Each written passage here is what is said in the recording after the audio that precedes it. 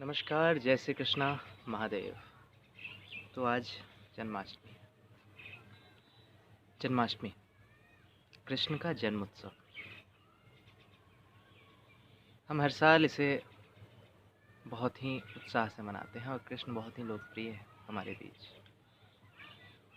मगर इन सब के बीच क्या आज तक हम कृष्ण को समझ पाए हैं? क्या हम जान पाए हैं कि वो कौन है? शायद कृष्ण के बारे में आप कृष्ण को देखें तो वो हर नज़र में बड़े ही परफेक्ट बैठते हैं। उन्हें हर कोई अपने अपने दृष्टि से देखता है। कोई उन्हें छोटा सा नटखट बालक, कोई उन्हें एक शानदार प्रेमी, कोई बहुत ही सुंदर मित्र, कोई महाभारत जैसे विशाल युद्ध का करवाने वाला एक दोषी। सबका अपना अपना नज़रिया। और कृष्ण की सबसे खास बात कि वो हर जगह परफेक्ट फिट होते हैं। मगर इन सबों के बीच क्या हम किसी बातों से चूक रहे हैं? कहीं ऐसा तो नहीं कि एक ख़ास चीज़ जो आपके लिए कुछ अलग हो सकता था, उससे हम चूक रहे हैं? जी हाँ, बिल्कुल। कृष्ण का जीवन ऐसा ही रहा। हम उन्हें बहुत ही वो जो रोमांटिक का रूप से, या फिर एक नटखट रूप से, या फिर एक जगह पे कहीं बहुत ही क्रोधित, अलग अलग चीज़ों से हमने देखा है। लेकिन और इन सभी में एक चीज़ें जो हैं वो आप अपने दृष्टिकोण से देखते हैं, लेकिन कभी आपने कृष्ण के जीवन से उतर कर, उनके जीवन में उतर कर कभी देखने का प्रयास किया? एक ऐसा शख्स, शायद कुछ लोगों को तकलीफ हो इन वर्ड का, क्योंकि हम उन्हें भगवान मानते हैं। लेकिन भगवान हम क्यों मानते हैं? जब हम किसी को एक ऐसे रूप में देखते हैं जो हमसे कुछ अलग कार्य कर जाता है, जो हमारे बस में नहीं होता, तो हम उनके सामने झुकते हैं और हम उन्हें ईश्वर कहते हैं। ये हमारा कल्चर है। फिर भी मैं चाहता हूँ कि हर किसी को एक नॉर्मल इंसान की तरह अगर उनका जीवनी देखें, उनका लाइफ देखें, तो आप पाएंगे कि कितना उथल पुथल रहा उनका पूरा जीवन, उनका जन्म, उनका पूरा बचपन। आप समझ सकते हैं जिस तरीके का उनका बचपन दिखाया जाता है, माखन चोरी करना, गोपियों के साथ रास करना, और उस बीच में छोटे छोटे हल्के हल्के फाइट, जिसमें वो बड़े आसानी से जीत जाते हैं। मगर ये ऐसा नहीं हुआ होगा। आप सोचिए किसी का जीवन हर पल हर क्षण मृत्यु के साये में बीत रहा हो। हम आज छोटे छोटे घटनाओं से विचलित हो जाते हैं, और किसी का पूरा संपूर्ण जीवन ही अलग अलग घटनाओं का साक्षी रहा है। लेकिन हम कृष्ण को पूछते हैं, क्योंकि इन सबों के बीच, इन सभी चीज़ों होने के बीच, वो एक उन उन स्थान को प्राप्त किया है उन्होंने, जिन पर रुकना, संभलना, ये सब के बस की बात नहीं होती। और तब हम उनके सामने झुकते हैं और हम उन्हें ईश्वर कहते हैं। ये उनकी उपलब्धि है। मगर कहीं न कहीं हम उन उपलब्धियों का क्या, अगर हम उन उपलब्धियों से कुछ सीख नहीं रहे हैं, तो फिर क्या फ़ायदा? क्या कृष्ण की पूजा कर लेना, साल में एक बार हम पूजा करते हैं कृष्ण की, क्या हमें नहीं चाहिए कि हम उनके उनके जीवन शैली, जो उनका तरीका था, उनका जो सपना था, उन्हें अपने जीवन में उतारें? कृष्ण सिर्फ एक रास करने वाले, एक प्रेमी, एक मित्र तक ही सीमित नहीं थे, या फिर एक युद्ध कराने वाले दोषी तक ही। अगर कृष्ण को आप सही से समझें, तो कृष्ण पहले व्यक्ति थे जिन्होंने विज्ञान को समझाया। कृष्ण वो पहले व्यक्ति थे जिनका व्यापार करने का तरीका बहुत ही शानदार था। कृष्ण पहले व्यक्ति थे जिनकी साइकोलॉजी मनोविज्ञान के वो चरम पर थे। मनोविज्ञान का जो स्टार्टिंग होता है, शुरुआत हम कह सकते हैं कि वो कृष्ण से ही है। इससे पहले शायद ही कोई मनोविज्ञान के बारे में जानता था। और इसका सबसे बड़ा उदाहरण भगवत गीता है। भगवत गीता एक ऐसी पुस्तक, एक ऐसी किताब, उनके द्वारा कही गई एक मतलब मैं क्या बताऊँ उसके बारे में, जितना बताऊँ उतना कम है। गीता का एक एक श्लोक आप जब जब पढ़ोगे तो आपके नए विचार आपके अंदर आते हैं, नया कुछ सीखने को मिलता है, और वो आपके हर एक के जीवन से वो मैच कर जाता है। ये बहुत बड़ी बात होती है, ऐसे महान उपदेश को देना।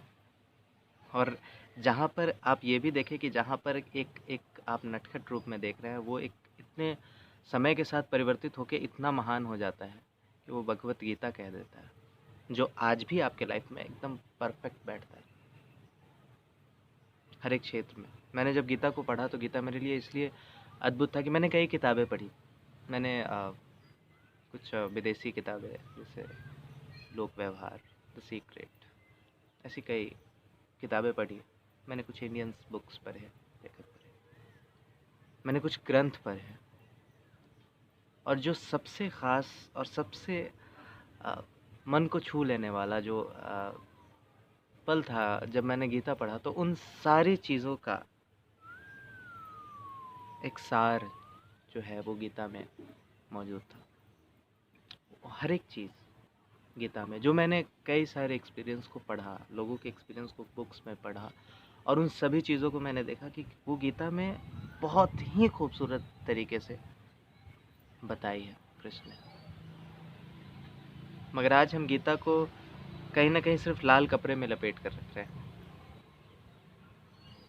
क्या फ़ायदा उस महान उपदेश का जो कोई हमें दे करके चला गया।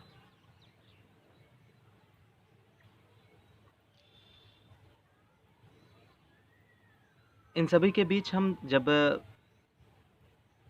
उनके जीवन से गुजरते हैं, उनके लाइफ स्टाइल को देखते हैं, सभी कोई अपने अपने मन को उनके अलग अलग रूप को देखते हैं, तो कहीं ना कहीं हम उनके वास्तविक स्वरूप को नहीं देख पाते और उससे बिछड़ जाते हैं। और वो छोटा सा अलगाव जो है वो हमें एक बड़ी संभावनाओं से अलग कर देता है। इसलिए मैं चाहता हूँ कि कृष्णा को आप उस तरीके से ना देखें। कृष्ण को जब आप वो जो हैं, आज कई सारे प्रोफाइल पिक्चर लगे ना कृष्ण के, एक छोटे से बाल स्वरूप का, कृष्ण का एक विकराल रूप, कहीं कहीं कृष्ण बच्चों के साथ खेल रहे हैं, कहीं वो राधा के साथ प्रेम में है। हर कोई जो, और हर कोई वो उस हिसाब से लगाता है जो वो सोचता है, जो इस तरह से वो देख रहा है। लेकिन मैं चाहता हूँ आप कृष्ण को वैसे देखें जैसे वो थे, और जब आप उस तरीके से देखते हैं तब आप उनके सामने झुकते हैं, और वाकई वो आपके मतलब जीवन में बहुत ही अलग सा परिवर्तन लाएगा। कृष्ण जिनकी शायद तारीफ करनी इस वीडियो में कम पड़ जाए, वो मैं क्या बताऊँ उनके बारे में। मैंने जो एक्सपीरियंस किया है कृष्ण को लेकर के, बहुत ही अलग, बहुत ही अद्भुत। और मैं फिर से बोल रहा हूँ कि उनका वो जो गीता है वो आपके आज के लाइफ में परफेक्ट बैठता है। वो 5000 साल पहले कहा उन्होंने अर्जुन के लिए, लेकिन कहीं ना कहीं हम उनसे चूक रहे हैं। हमें नहीं चूकना चाहिए। जो उन्होंने उपहार हमें दिया है उन्हें स्वीकार करना चाहिए, और उन्हें सिर्फ लाल कपड़े में लपेट करके ना रखें। समय आ गया है कि उसकी आवश्यकता हर किसी को है, मगर उसे इतना कॉम्प्लिकेटेड ना बना दे कि वो किसी तक पहुंच ही ना पाए। कृष्ण जो हैं, जो थे, उसे समझिए। उनकी ऊर्जाएं, उनकी शक्ति आज भी हमारे साथ है, मगर जब तक हम अपने आप को तैयार नहीं करेंगे उनके लिए, हम उनसे चूकते रहेंगे। तो कृष्ण के साथ मिलकर, कृष्ण को समझकर आप भी कृष्ण बनने का प्रयास कीजिए। जब आप इस प्रक्रिया से गुजरेंगे तो वाकई आप प्रेम को समझ पाएंगे, आप मित्रता को समझ पाएंगे, आप हर उस नीति को समझ पाएंगे जिसमें आप कहीं ना कहीं चूक जाते हैं, कहीं ना कहीं परेशान हो जाते हैं। फिर आपके जीवन में परेशानी नहीं होगी, फिर आपके जीवन में संभावनाएं होंगी।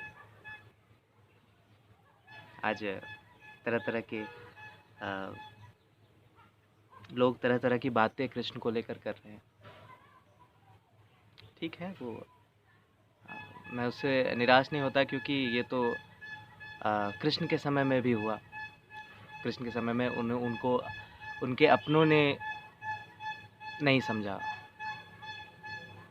तो आज समझ पाना शायद नहीं समझ पाएंगे सभी लोग। मगर जो लोग भी कृष्ण को जानना चाहते हैं, तो मैं चाहता हूँ कि आप उन्हें उनके रूप में देखें, उनके रूप में स्वीकार करें, तो ये बेहतर होगा। आप बैकग्राउंड म्यूज़िक सुन रहे होंगे आज, हालांकि इधर थोड़ा मेरे गांव साइड कुछ छोटा मोटा जिसे हम उत्सव कहें, मेला कहें, वो लगा है, तो उनकी तैयारियां चल रही है कृष्ण को बुलाने की, कृष्ण को मनाने की, कृष्ण के भक्ति में रंग जाने की। तो ये उसी का असर है। तो आप भी इस जन्माष्टमी को खास बनाइए, कृष्ण के साथ जुड़ जाइए, कृष्ण को अपने जीवन में उतारिए, और उसके बाद आप भी कृष्ण बन जाइए, जैसा कृष्ण चाहते थे। कृष्ण का पूरा जीवन इसी को लेकर के बीता कि वो एक ख़ास तरीके का धर्म तैयार कर सके। धर्म मतलब आपके जीने का शैली, धर्म को फिर आप गलत तरीके से ना ले लें, कि उनके जीने का तरीका एक ख़ास तरीका हो जो कि बहुत ही शानदार था। मैं फिर से बोलना चाहूँगा, कृष्ण को आप ना भूलें, क्योंकि वो हर चीज़ के चरम पर थे। उन्होंने विज्ञान, मतलब कई सारी स्टोरी है उनके बारे में, मैं क्या बताऊँ। इस वीडियो में जब बात करने लगता हूँ तो एक के बाद एक चीज़ें याद आती है। इंद्र पूजा को एक छोटा सा उदाहरण है। इंद्र पूजा, जब लोग ये सोचते थे कि ऊपर बैठा कोई एक ऐसा शक्ति है, ऐसी शक्ति है जो बारिश करवाती है, और उन्होंने उस समय ये किया था कि नहीं, ये एक प्रोसेस है, ये ऊपर बैठा कोई इंद्र नहीं है जिसके कारण से बारिश होती है। उन्होंने इंद्र पूजा बंद करवाई थी। आप समझ सकते हैं, जो हम आज प्रूफ करते हैं, आज हमारा विज्ञान प्रूफ करता है, वो आज से कई हज़ार साल पहले उन्होंने इसके पीछे आवाज़ उठाई। आज उन्हें ही लोग अंधविश्वास को लेकर के उन्हीं पे ब्लेम करते हैं, जिन्होंने अंधविश्वास को पूरी तरीके से ख़त्म करने का प्रयास किया था। उन्होंने कई ऐसे कार्य किए, और इन सबों के बीच कई सारी मुश्किलें उनके सामने आई, कई सारे उतार चढ़ाव आए, कई सारे अपनों को उन्होंने खोया, उन्होंने राधा को खोया। लेकिन इन सब के बीच एक ख़ास चीज़ है, उनके चेहरे की मुस्कुराहट जो कभी नहीं गई। ये हमें ये हमें ये चीज़ कितनी बड़ी बड़ी चीज़ें हमें बस सिखा जाती है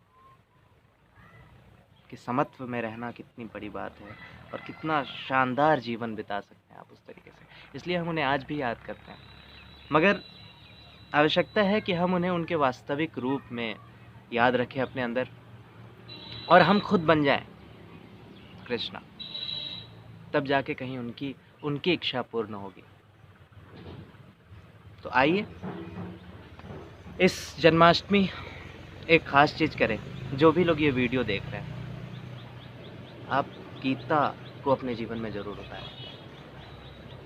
और जहाँ तक बात है गीता को पढ़ने की, तो मैं अपना आज मैं ये भी आपसे प्रॉमिस करता हूँ कि मैं अपना तरीका गीता को पढ़ने का आपसे ज़रूर शेयर करूँगा, जिससे आप एक ख़ास तरीके से गीता को समझ पाएंगे। जिस तरीके से मैंने समझा है गीता सिर्फ लोग पढ़ जाते हैं, मगर गीता को वैसे नहीं पढ़ना है। गीता को कैसे पढ़ना है, ये मैं प्रयास करूँगा आप लोगों तक समझाने का। जैसा कि मैं हर वीडियो में कहता हूँ कि एक नया सेशन आने वाला है, मगर कुछ अभी लॉकडाउन को लेकर के कुछ टेक्निकल चीज़ों को मैं पूरा नहीं कर पा रहा, इस कारण से उन वीडियोस को लेकर के नहीं आ रहा है। मगर मैं आज एक वादा करता हूँ, जो लोग भी मेरा ये वीडियो देख रहे हैं, मुझे पता है अभी तादाद कम है, संख्या कम है इसकी, मगर जो लोग भी देख रहे हैं, मैं चाहूँगा कि आप गीता को समझें। अगर एक व्यक्ति भी अगर मेरे कारण गीता को समझ पाता है और उनके लाइफ में कुछ परिवर्तन हो सकता है, तो इसके लिए मतलब मैं धन्य हो जाऊँगा इससे। तो मैं एक वादा करता हूँ आपसे कि गीता को पढ़ने का जो मेरा अंदाज़ है, जो मेरा तरीका रहा है, वो मैं आपसे शेयर ज़रूर करूँगा, और आप तक बताऊँगा कि गीता को किस तरीके से पढ़ा है मैंने। तो आइए हम आप मिलकर आज जन्माष्टमी के इस पावन दिन पे, कृष्ण के आगमन की खुशी में एक प्रण लेते हैं कि हम सभी गीता को पढ़ेंगे। और गीता कौन सी? गीता मैं बहुत सारी गीता मार्केट में है, लेकिन मैं जो बताता हूँ लोगों को पढ़ने के लिए, वो है गीता प्रेस गोरखपुर की गीता, जो बहुत सस्ते में आपको मिल जाती है। वो और किताबों की तरह 200-500 में नहीं, वो 100-50 में आपके पास मिल जाएगी। इतनी सस्ती और इतनी अच्छी किताब, जो जिसमें हर एक चीज़ बहुत ही सुंदर सटीक तरीके से, कोई मिलावट नहीं, कुछ धार्मिक धर्म और भक्ति से आपको दबाया गया नहीं। वो एक परफेक्ट, जो उन्होंने जो गीता प्रेस गोरखपुर द्वारा जो गीता आती है, बहुत ही परफेक्ट है। तो आप उसे खरीदें और बाकी मैं तो शेयर करूँगा ही, जैसा कि मैंने बताया। तो उसे पढ़ने का प्रयास करें, समझने का प्रयास करें, और फिर मैं जल्द ही उन किताबों के बारे में, उस किताब के बारे में, गीता के बारे में आपसे अपना अनुभव शेयर करूँगा, जो मैंने सीखा है और जिस तरीके से मैंने पढ़ा है वो भी। तो चलिए, तब तक के लिए धन्यवाद। जन्माष्टमी को सेलिब्रेट कीजिए, कृष्ण का स्वागत कीजिए, और मैं फिर से बोल रहा हूँ, अपने अंदर के कृष्ण को जगाइए और रम जाइए कृष्ण की दुनिया में। नमस्कार, अपना ख्याल रखिए। जय श्री कृष्णा।